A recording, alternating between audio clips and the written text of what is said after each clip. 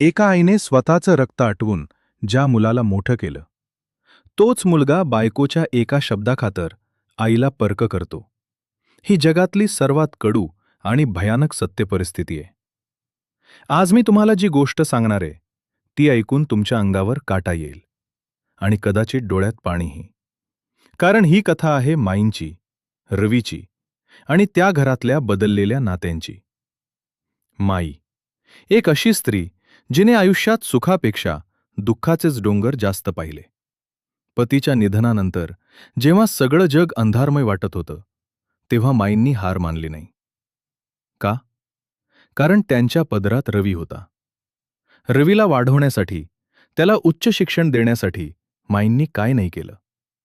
लोकांच्या घरी जाऊन धुणी-भांडी केली, रात्र रात्र जागून शिवणकाम केलं, स्वतःच्या पोटाला चिमटा काढून पै पै साठवली. त्या माऊलीच्या हाताला पडलेले घट्टे याची साक्ष होते की तिने रवीच्या भविष्यासाठी स्वतःच्या वर्तमानाचा होम केला होता.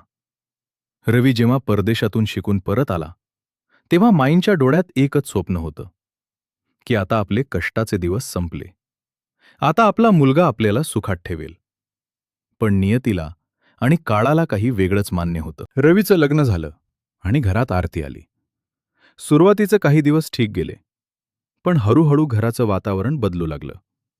आरतीला माईंचा घरातला वावर खटकू लागला. आई, तुम्ही आता आराम करा. हे वाक्य ऐकायला खूप गोड वाटतं, पण आरतीच्या तोंडून जेव्हा हे वाक्य यायचं, तेव्हा त्याचा अर्थ काळजी असा नव्हता, तर तुम्ही आता बाजूला व्हा, हे घर माझं आहे, असा होता. आरती वारंवार माईंना जाणीव करून द्यायची की आता त्या घरातल्या मालकीण नाहीत. आणि रवी, ज्याच्यासाठी माईंनी हे विश्व उभं केलं होतं, तो आता बदलला होता. कधी तो आरतीच्या बाजूने बोलायचा, तर कधी सोयीस्कररित्या माईंकडे दुर्लक्ष करायचा.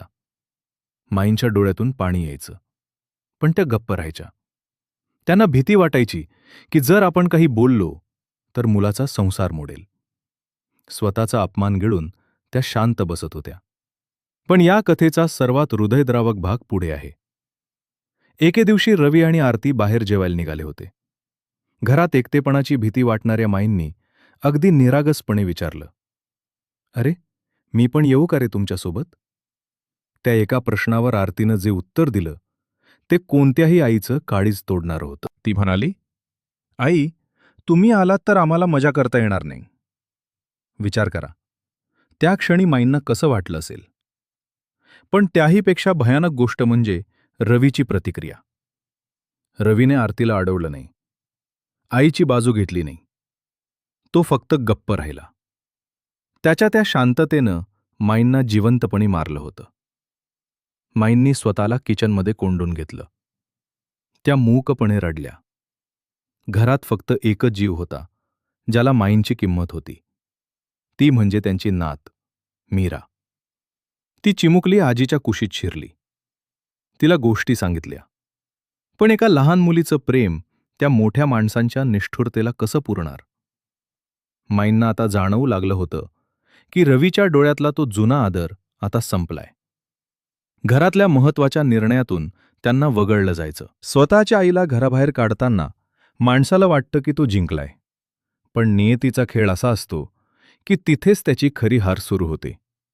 ही गोष्ट त्या प्रत्येक घराची आहे, जिथे वृद्धांना ओझं मानलं जातं आणि जिथे स्वातंत्र्याच्या नावाखाली नात्यांचा बळी दिला जातो.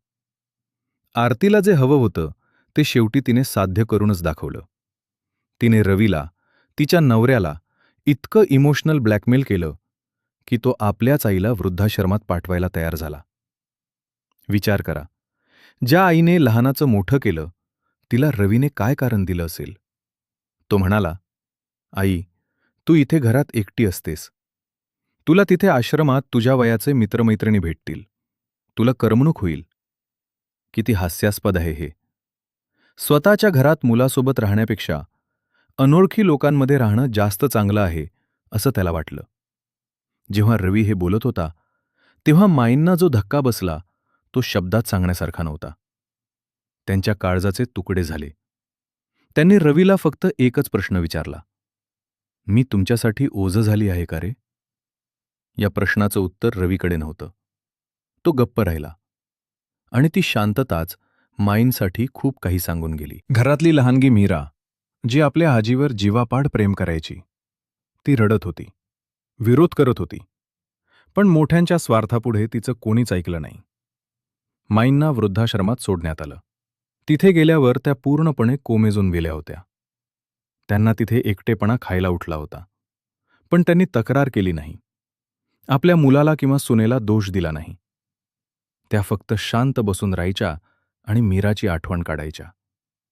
पण म्हणतात ना, जिथे रक्ताची नाती पाठ फिरवतात, तिथे माणुसकी हात देते. तिथे त्यांची ओळख डॉक्टर प्रकाश यांच्याशी झाली. एक निवृत्त डॉक्टर जे तिथे सेवा करायचे.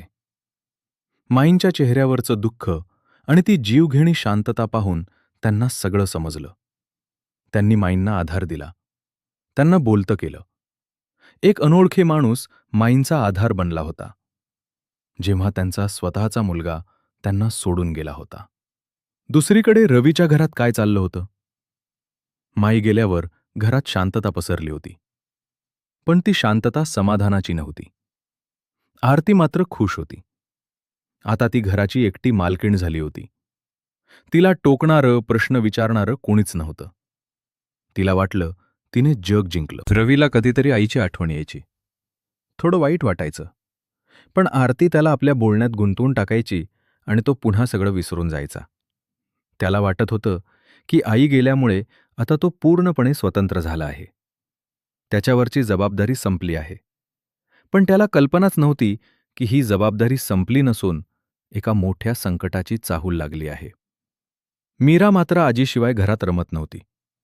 ती सतत आईबाबांना विचारायची की आजी कधी येणार? पण रवी आणि आरतीकडे तिला द्यायला उत्तरं नव्हती. आणि मग तो दिवस उजाडला ज्याने या सगळ्यांचा भ्रम निराश केला. नियतीने आपला डाव टाकला. रवीला ऑफिसमध्ये प्रचंड काम होतं.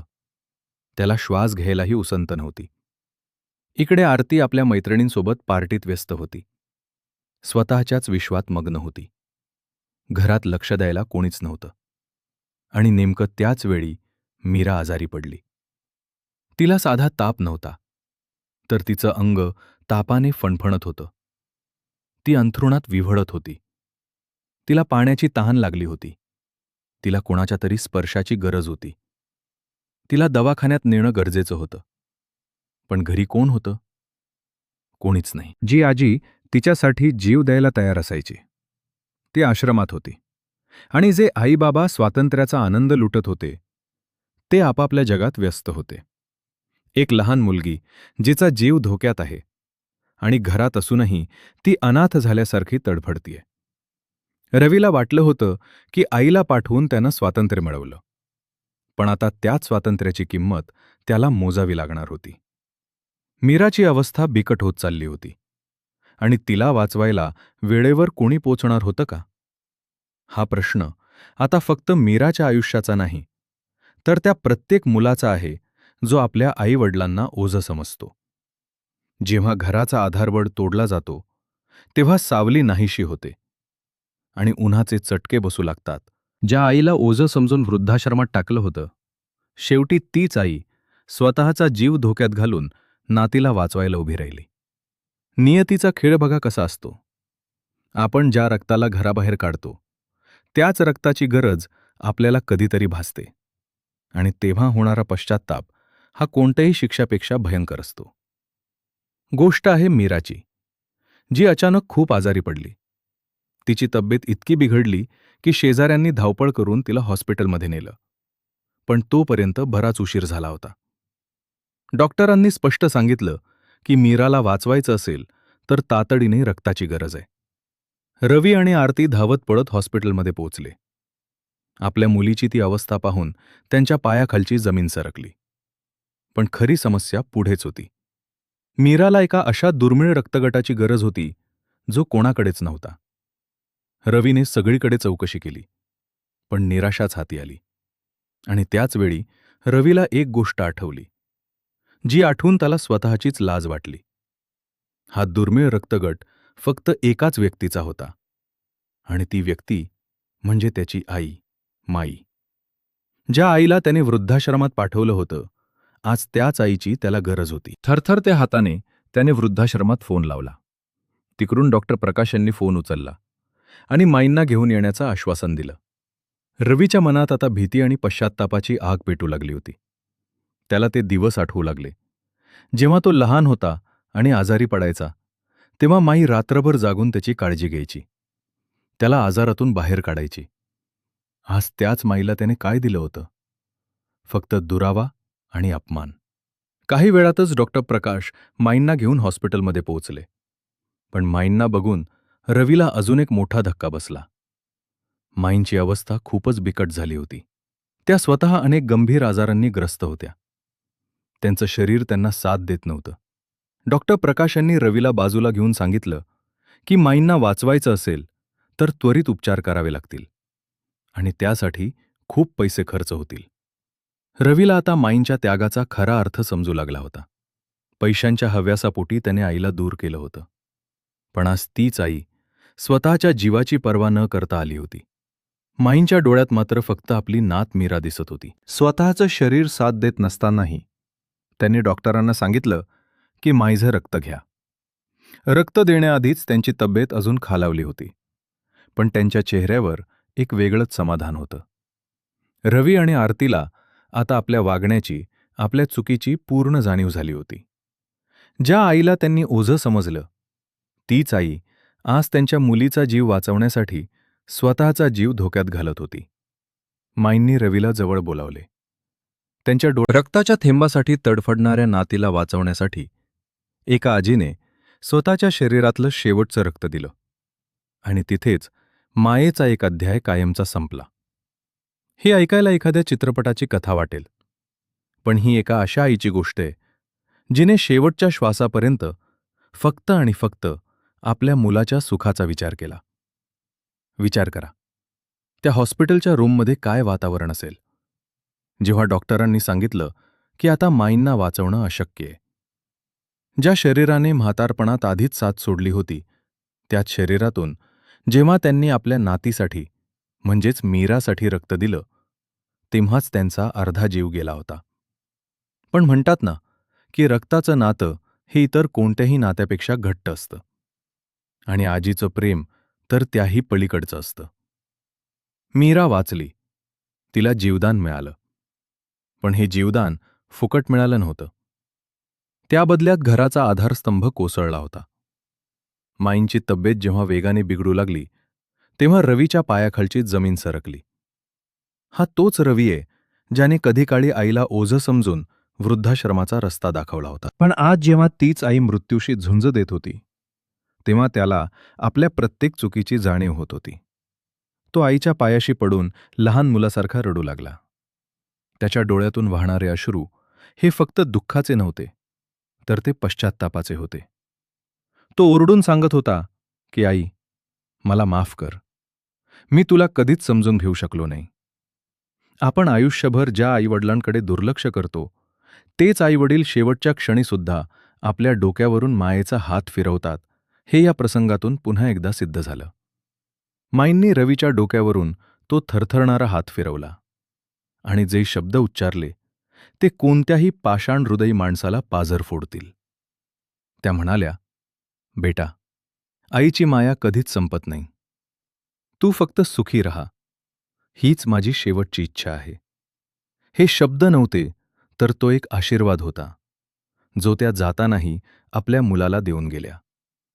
आणि बघता बघता माईंनी या जगाचा निरोप घेतला. त्या गेल्या, पण मागे एक अशी पोकळी सोडून गेल्या जी आता रवी आणि आरतीला आयुष्यभर सतावणार होती. मीरा बरी झाली खरी, पण तिला जेव्हा समजलं की आपल्या आजीनं आपल्याला वाचवण्यासाठी जीव दिला, तेव्हा तिच्या मनावर काय आघात झाला असेल याची कल्पनाही करवत नाही. रवी आणि आरतीला आता पश्चात्ताप करून काहीच उपयोग नव्हता, कारण वेळ निघून गेली होती. पण म्हणतात ना की उशिरा का होईना शहाणपण सुचलं तर तेही महत्वाचं असतं. रवीने आपल्या आईच्या स्मृती जपण्यासाठी एक मोठा निर्णय घेतला. तो पुन्हा त्या वृद्धाश्रमात गेला जिथे त्यानं आईला ठेवलं होतं. पण यावेळी तो तिथे कोणाला सोडायला नाही, तर डॉक्टर प्रकाश यांचं आभार मानायला गेला होता. त्यानं ठरवलं की आता फक्त रडून चालणार नाही, तर आईच्या नावानं काहीतरी चांगलं काम उभं करायला हवं.